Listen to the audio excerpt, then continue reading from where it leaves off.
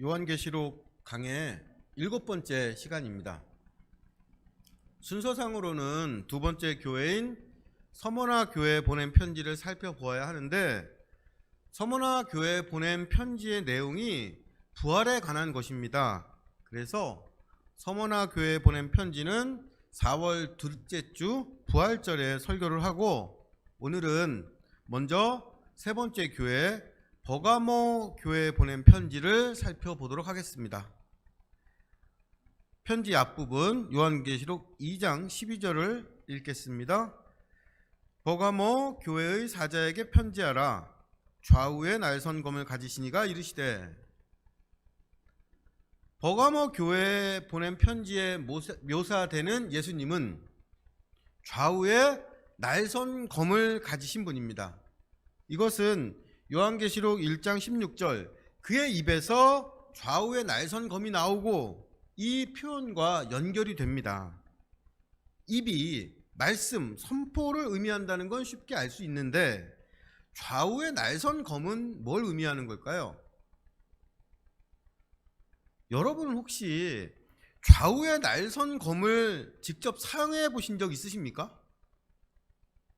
저는 한 번도 좌우의 날선검을 사용해 본 적이 없어요. 연필 깎는 칼부터 주방용 칼까지 제가 사용한 모든 칼은 날이 한쪽만 있습니다. 생각해 보면 일상에서 사용하는 칼 중에 좌우의 날선 칼은 없어요. 고대에도 좌우의 날선 검은 일상에서 쓰는 칼이 아니라 전쟁 때 사용하는 특별한 칼, 전쟁 무기였습니다. 그래서 좌우의 날선 검 하면 힘과 전쟁을 상징했죠. 그러니까 입에서 좌우의 날선 검이 나오고 좌우의 날선 검을 갖고 계신 그 예수님은 우리가 그냥 일반적으로 알고 있는 온유하고 너그러운 그런 예수님이 아니라 싸우는 예수님, 전쟁하는 예수님입니다. 이런 예수님께서 버가모 교회를 칭찬하시죠. 2장 13절입니다. 내가 어디에 사는지를 내가 아노니 거기는 사타의 권자가 있는 데라.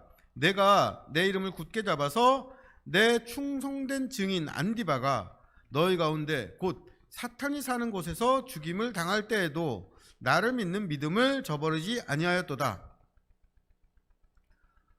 버가모는 소아시아 지역의 행정수도입니다. 미국 학자가 쓴 요한계시록 그 주석서를 보니까 소아시아 지역에서 이 에베소는 미국에서 가장 번창한 상업도시인 뉴욕 같고, 버가모는 백악관이 있는 워싱턴 같다, 이렇게 설명을 해놨어요. 버가모는 에베소처럼 큰 도시는 아니었지만 총독이 살고 있는 도시였고, 황제를 숭배하는 신전이 3개, 그리스 로마 신을 숭배하는 신전이 4개가 있던 도시였습니다.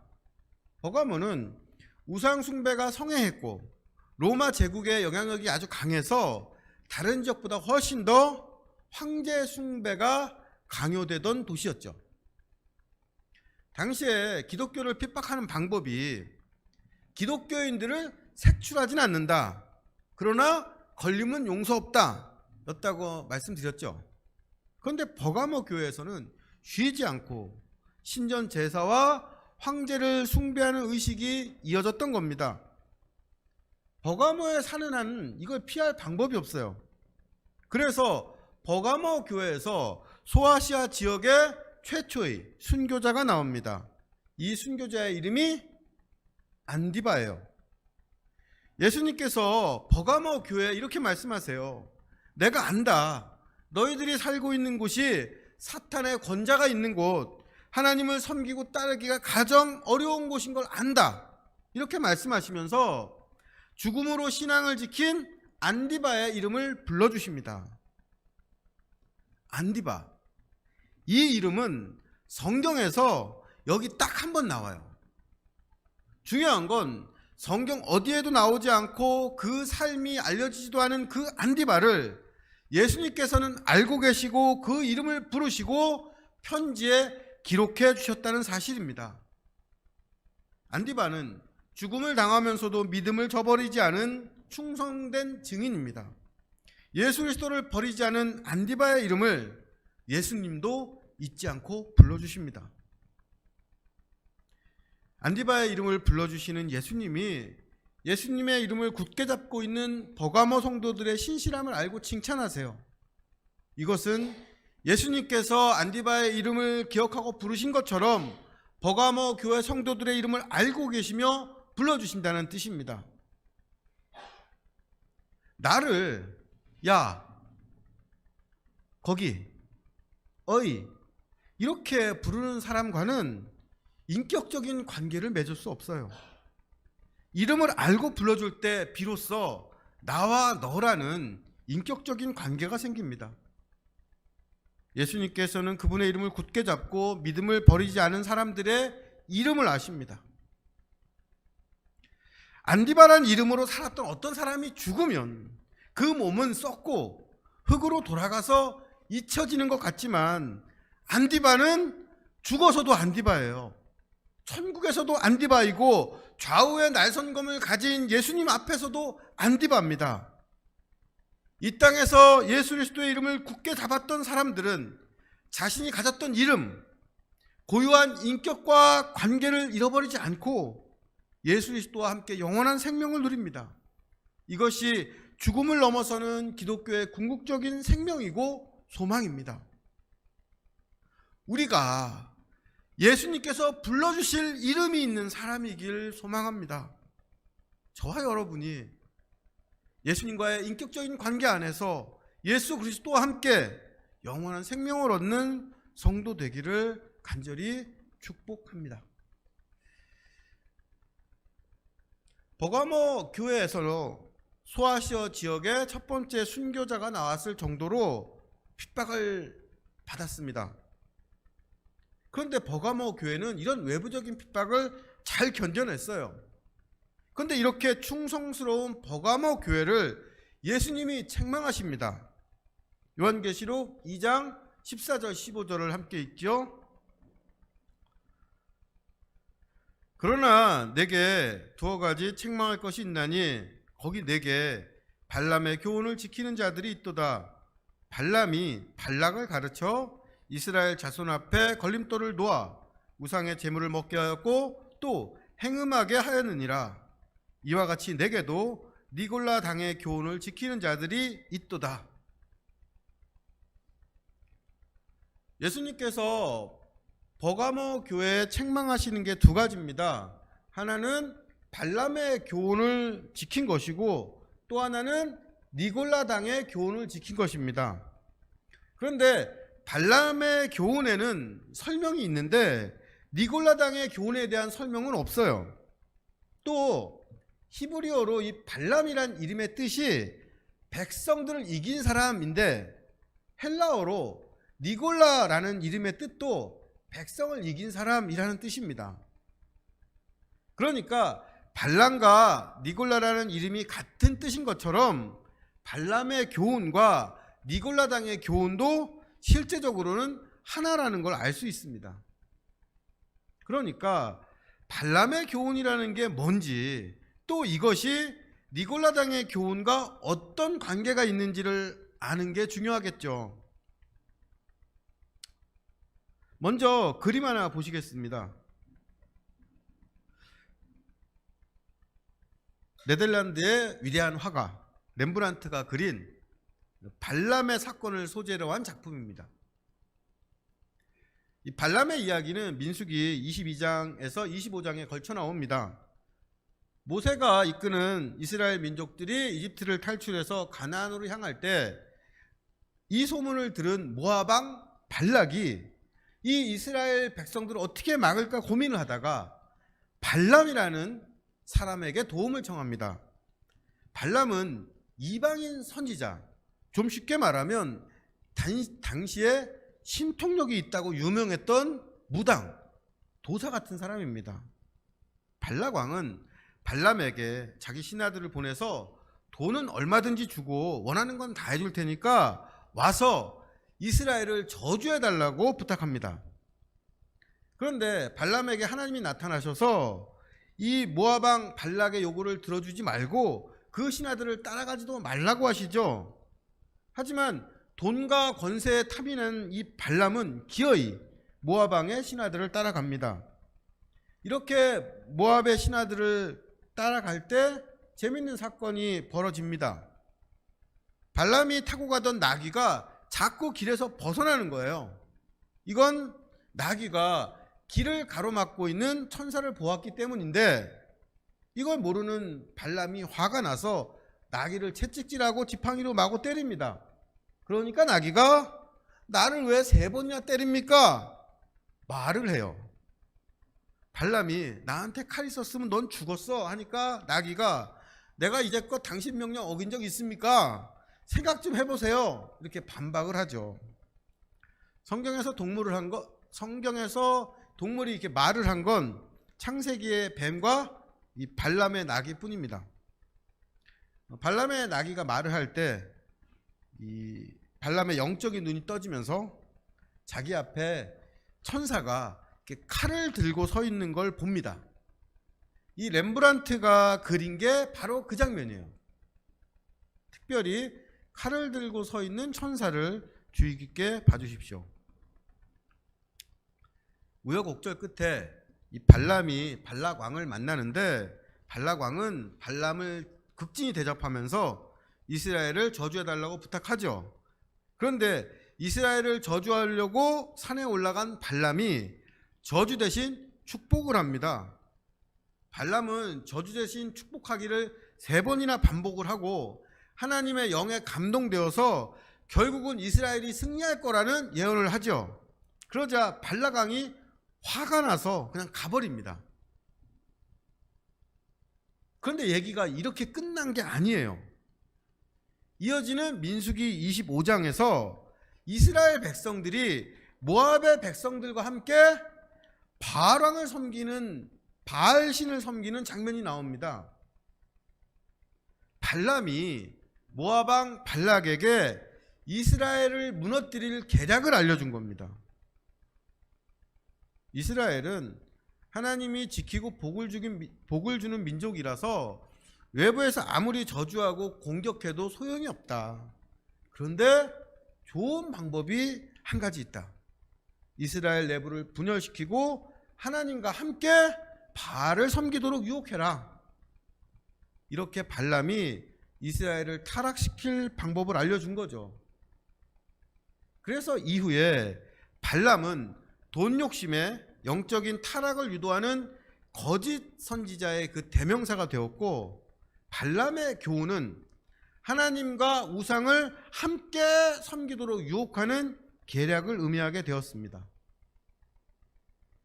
그런데 지난주 말씀드린 대로 니골라 당의 주장도 이런 거였어요.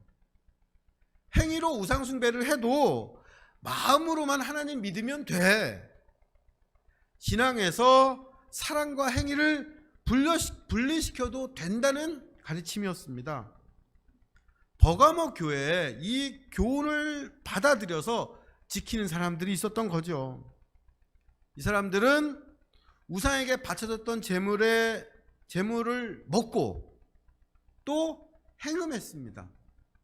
행음은 음란, 간음이라는 뜻으로 성적인 타락과 신앙적인 타락을 함께 의미하는 말입니다. 쉽게 비유하면 이런 거예요. 영원히 사랑하겠다고 맹세하고 결혼한 버가모라는 사람이 있어요. 그런데 이 사람이 다른 사람 집에서 저녁 먹고 다른 사람과 잠자리 하면서도 다음날 아침에 자기 집에 와서 자기 배우자에게 그래도 내가 진짜 사랑하는 건 당신이야. 내 사랑 진짜야. 이렇게 말하는 겁니다. 이런 이중생활을 반복하면서도 가정을 잘 유지할 수 있다고 믿는 거죠. 끝까지 충성하며 순교했던 안디바 같은 사람과 발람과 니골라 당의 교훈을 따르는 사람들이 같은 교회에 있었다는 게 이상하죠. 하지만 안타깝게도 교회 역사에는 늘 이런 모순이 있었습니다. 또 위기의 순간마다 발람의 교훈과 니골라 당의 교훈을 따랐던 사람들이 더 우세했던 게 교회의 현실이었어요. 사진 한 장 보시죠.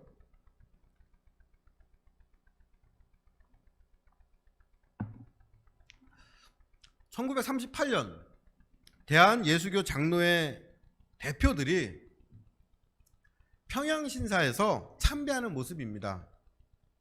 천주교와 감리교는 1936년부터 신사참배에 참여했는데 그나마 장로교는 2년을 더 버티다가 1938년 총회에서 신사참배를 결의했어요. 그리고 그해 장로교, 감리교, 성결교 대표들이 일본까지 가서 일본 신궁에서 참배를 했습니다. 그런데 이때가 언제냐면 일본 제국이 중국과 전쟁을 벌였던 중일 전쟁 시기였습니다. 전쟁을 시작할 때는 일본이 과연 중국을 이길 수 있을까? 이렇게 의문이었는데 막상 전쟁을 시작하니까 일본이 연전연승 일방적으로 중국을 이겼습니다. 중일 전쟁을 통해서 일본 제국이 이 아시아의 최강대국인 것이 확실히 증명되면서 이제 조선의 독립은 불가능하다는 절망이 퍼져나갔어요. 교회 지도자들은 이런 일제에 대항하면 조선의 교회는 살아남지 못한다 판단했습니다. 일본 왕들의 조상과 토속신을 모신 이 신사에 가서 예식에 참여하고 절하는 거, 성경이 금지하는 우상 숭배인 거 기독교인들이면 다 알았어요. 그런데 이걸 어떻게 합리화했겠습니까? 비록 우상을 모신 신사에서 일본 신과 일본 왕에게 절하고 있지만 우리 마음엔 하나님만 있어. 우리가 진짜로 믿는 건 하나님이야 했던 겁니다. 하나님과 우상을 함께 섬길 수 있다는 발람의 교훈과 하나님에 대한 사랑과 행위가 분리될 수 있다는 니골라 당의 교훈을 따랐던 겁니다. 일제가 지배했던 1930년대에 살았던 목사님들은 어떤 생각을 했을까? 만약에 내가 그 시대의 목사였다면 어떻게 했을까? 나라면 어땠을까? 이런 상상을 해봅니다. 근데 이게 굉장히 어려운 문제예요. 그리고 이런 생각도 들어요. 신사참배 안 하면 내 교인들이 다치고 교회가 없어지는데 그러면 차라리 교인들 대신 목사인 내가 신사참배를 하자. 신사참배에서 지옥 가면 교인들 대신 목사인 내가 지옥 가자. 이런 절박한 마음으로 교회와 교인을 보호하기 위해서 자기가 지옥 갈 각오로 신사참배했던 목사님도 있을 것 같습니다. 그런데 조선의 교회 지도자들은 이런 자기를 희생하는 마음으로 신사참배한 게 아니에요. 이들은 신사참배한 후에 본격적으로 친일의 길로 접어들었고 그 대가로 호의호식했습니다. 예배 때마다 애국심 강조하면서 헌금을 거뒀고 수천 번에 걸쳐서 일본의 승리를 기원하는 특별 기도회를 열었어요. 다른 사진 하나 보세요. 비행기가 있는데 이 비행기 이름이 조선 장로호예요. 이게 뭘까요? 교세가 컸던 장로교와 감리교는 지금 가치로 하면 수십억 원 헌금을 걷어서 일본에 전투기를 사서 바쳤고 일본은 거기에 교단의 이름을 붙여준 겁니다. 이게 당시 신문에는 미담처럼 크게 보도가 되었죠. 그 후에 기독교 지도자들은 앞장서서 정신대와 군대 지원하라고 조선의 젊은이들을 독려했습니다. 한국 교회의 흑역사죠. 그런데 이와 똑같은 일이 히틀러가 지배하던 독일 교회에서도 벌어졌고 최근에는 우크라이나를 침공한 러시아에서 정교회가 똑같은 짓을 합니다. 사랑이 또 다른 사랑의 행위와 이어지는 것처럼 타락도 또 다른 타락의 행위로 이어집니다. 우상 숭배는 재물을 먹는 걸로 끝나지 않고 행음으로 이어졌고, 교회는 권력이 주는 물질과 풍요에 취해서 진리를 잃어버렸습니다. 이런 교회를 향해서 예수님께서 말씀하시죠. 2장 16절 17절입니다. 그러므로 회개하라. 그리하지 아니하면 내가 내게 속히 가서 내 입에 검으로 그들과 싸우리라. 귀 있는 자는 성령이 교회들에게 하시는 말씀을 들을지어다. 이기는 그에게는 내가 감추었던 만나를 주고 또 흰돌을 줄 터인데 그 돌 위에 새 이름을 기록한 것이 있나니 받는 자밖에는 그 이름을 알 사람이 없느니라.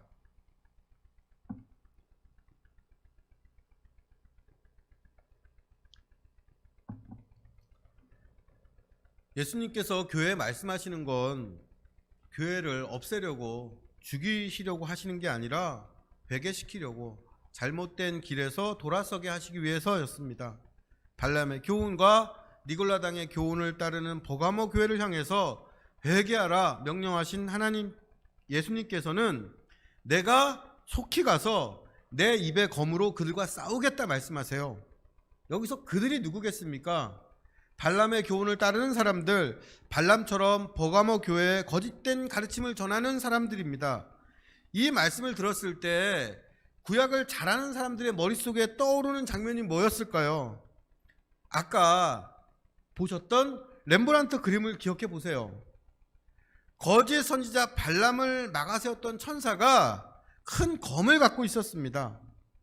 내 입의 검으로 싸우겠다는 예수님의 말씀은 버가모 교회 전체를 적으로 삼아 그들을 멸망시키겠다는 게 아니라 교회의 잘못된 가르침을 전하는 그 시대의 발람들, 거짓 선지자들, 자기 이익을 위해서 교회를 타락시키는 니골라당 같은 사람들과 싸워서 그들을 심판하신다는 말씀입니다.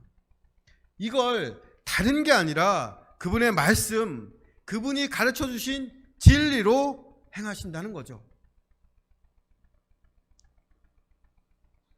최근에 그 이단을 소재로 한 다큐멘터리가 화제죠.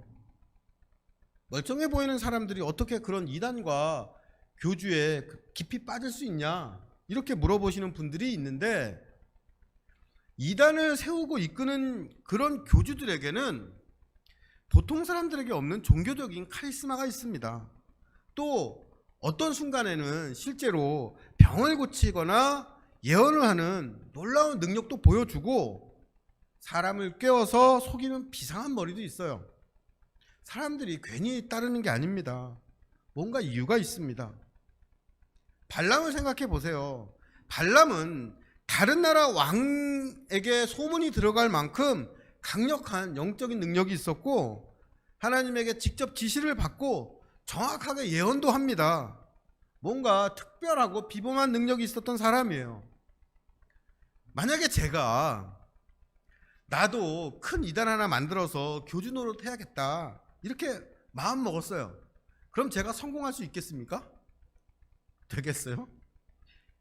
안 돼요. 이단 교주 같은 발람과 니골라 같은 능력이 없어요. 발람과 니골라라는 이름 뜻이 백성을 이긴 사람들이었습니다. 이 사람들한테는 다른 사람들을 영적으로 제압하고 지배하고 끌어들이는 능력이 있었던 겁니다. 그러면 이런 사람들에 대항해서 제가 뭐 할 수 있겠어요? 말씀 열심히 연구하고 설교하는 것밖에 없습니다. 로마 제국이나 일본 제국처럼 강력한 힘을 가진 국가가 이게 국가 정책이다, 모든 국민이 이거 따라라, 안 따르면 다 죽인다 이렇게 강력하게 몰아붙이면, 공권력을 동원하면 이거 이겨낼 방법이 없습니다. 여기에 교회가 대항할 수 있는 유일한 방법이 뭐겠어요? 하나님 말씀 붙잡고 예수 그리스도가 가르치신 진리를 기준으로 판단하고 이 말씀으로 싸우는 것밖에는 방법이 없습니다. 거짓 선지자들이나 국가 권력 같은 거대한 힘과 싸울 수 있는 우리의 유일한 무기는 예수 그리스도의 입에서 나오는 검, 말씀입니다. 예수님께서 좌우의 날선 검과 같은 진리의 말씀으로 발람과 니골라 같은 거짓 선지자, 하나님의 백성들에게 우상 숭배, 황제 숭배 강조하는 국가 권력과 싸우십니다. 그럼 좌우의 날선 검 같은 진리의 말씀이 구체적으로 뭐냐? 이렇게 물어보신다면 저는 그것은 사랑과 생명이라고 대답하겠습니다. 거짓 선지자와 이단들, 황제 숭배를 강요하는 국가 권력에는 없는 거, 오직 예수 그리스도에게만 있는 거, 사랑과 생명입니다. 예수님께서는 사랑과 생명을 주는 진리의 말씀으로 이 세상의 악과 싸우시고 우리를 그분의 군사, 예수님과 함께 싸우는 사람들로 부르십니다. 그리고 이 싸움에서 이기는 사람들에게 승리의 대가를 약속하세요. 예수님께서 싸워 이긴 사람들에게 주시겠다고 약속하신 게 두 가지입니다. 하나는 감추어준 만나이고 또 하나는 새 이름이 기록된 흰 돌입니다. 먼저 감추어진 만나가 있어요. 만나는 광야 생활할 때 이스라엘 백성들에게 주셨던 양식입니다. 이 만나를 왜 주셨는지, 이 만나의 의미가 뭔지를 신명기 8장 3절에서 말씀해 주셨습니다. 너를 낮추시며 너를 줄이게 하시며 또 너를 알지 못하며 너도 알지 못하며 내 조상들도 알지 못하던 만나를 내게 먹이신 것은 사람이 떡으로만 사는 것이 아니오 여호와의 입에서 나오는 모든 말씀으로 사는 줄을 내가 알게 하려 하심이라. 하나님께서 만나를 먹이신 건 사람이 떡으로만 사는 게 아니라 여호와의 입에서 나오는 모든 말씀으로 산다는 걸 알게 하기 위해서였습니다. 사람은 다른 동물들처럼 밥 먹고 배를 채워야 살 수 있는 육적 존재이면서 하나님의 말씀이란 진리를 먹어야 살 수 있는 영적 존재입니다. 그런데 예수님께서 그분과 함께 싸워 이긴 사람들에게 감추어진 만나를 주신다고 약속합니다. 만나가 감추어져 있어요. 이단들은 이걸 100이면 100, 여기 나오는 감추어진 만나가 자기들의 가르침이다 이렇게 주장합니다. 감추어진 만나가 특정 집단의 조잡한 성경 해석은 절대 아닙니다. 감추어진 만나를 먹는 사람이 누굽니까? 예수 그리스도의 말씀, 사랑과 생명을 주는 진리로 이 세상의 거짓과 폭력에 대항해서 싸웠던 사람, 예수 그리스도의 사랑과 생명의 삶을 진짜로 살아보려고 발버둥 쳤던 사람들입니다. 이렇게 이 세상의 악과 싸우며 진짜로 그 말씀대로 살아본 사람들은 남들은 깨닫지 못하는 말씀의 의미, 싸워보지 않은 사람은 알지 못하는 의미를 깨닫고 힘을 얻습니다. 1930년대 일제에 굴복해서 신사참배하고 전쟁을 응원했던 교회에서도 매주 말씀 읽고 설교했을 거예요. 그런데 그 말씀에서 진리를 깨닫고 사랑과 생명을 전할 힘을 얻지는 못했을 겁니다. 하지만 그 시대에도 하나님의 말씀이 우리 삶에 무슨 의미가 있는지, 이 말씀대로 살려면 어떻게 하는지 치열하게 고민하고 기도했던 사람들이 있었습니다. 그런 대표적인 기독교인이 윤동주 시인이에요. 오늘 주보에 있는 서시 다 아시지만 한번 읽어보십시오. 이 시는 1930년대에 쓰여졌습니다. 중일 전쟁으로 수만 명이 전쟁터에서 죽음당하던 때에 교회가 신사참배하고 헌금 걷어서 일본에 전투기 사다 바치고 기독교 지도자들이 젊은이들에게 전쟁 나가라고 선동하던 그 시대에 쓰여진 시입니다. 그런데 이 시대를 살았던 20몇 살의 기독교 청년이 별을 노래하는 마음으로 모든 죽어가는 걸 사랑해야지 다짐합니다. 이런 시를 쓸 수 있는 건 세상은 모르는 감추어진 만나를 먹고 하나님의 말씀이 주시는 사랑과 생명을 깨달았기 때문이라고 저는 믿습니다. 예수님께서 말씀을 듣고 이긴 사람들에게 감추어진 만나를 주십니다. 이 세상은 보지 못하고 알지 못하고 가르치지 못하는 사랑과 진리의 생명입니다. 서시를 읽을 때마다 암흑 같은 그런 시대, 감추어진 만나를 먹고 전했던 기독 청년 윤동주 시인을 떠올리시면 좋겠습니다. 또 하나 예수님께서 약속하시는 것이 새로운 이름이 새겨진 흰 돌입니다. 흰 돌을 한자로 하면 흰백, 돌석, 백석이라고 합니다. 천안에 있는 기독교 사립대학인 백석대학교도 그 명칭을 여기서 가져온 거예요. 그런데 새로운 이름을 새긴 흰돌 하면 이런 그 백석대학교 표지석처럼 크고 하얀 대리석이나 화강암에 이름을 새긴 걸 상상하게 되는데, 이 여기서 나오는 요한계시록에 나오는 흰돌은 한 손에 들어가는 조약돌 크기의 작은 흰돌을 의미합니다. 당시에 재판을 할 때 피고인이 유죄면 검은 돌, 무죄면 흰돌로 표시를 했다고 해요. 또 잔치나 극장에 들어갈 때 어떤 사람이 자기 이름이 새겨진 흰돌을 초청장이나 입장권 대신 이렇게 보여주면서 사용했다고 합니다. 그래서 이름이 새겨져 있는 흰돌은 무죄 선언이나 초청 자격을 의미했습니다. 그런데 이 흰돌 위에 새 이름이 기록되어 있습니다. 편지 앞부분에서 예수님은 충성된 증인 안디바의 이름을 불러주셨고, 그 이름은 예수 그리스도와의 인격적인 관계를 의미했습니다. 이렇게 이름은 어떤 사람이 가진 고유한 정체성이면서 그 사람과 예수님과의 인격적이고 특별한 관계를 상징합니다. 그래서 새 이름은 새로운 정체성이며 예수님과의 새로운 관계입니다.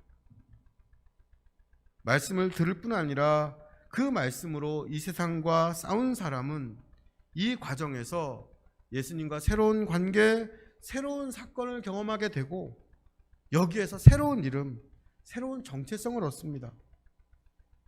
예수님께서 사탄의 권세가 있는 버가모에서 나와 함께 싸우느라 수고했다, 너에게 의롭다는 이름, 천국의 초청장을 주겠다 하시는데, 거기에 받는 사람만 알 수 있는 이름, 나만 알 수 있는 이름, 예수님과 나와의 특별한 관계와 경험에서 얻은 새로운 이름이 새겨져 있는 거죠.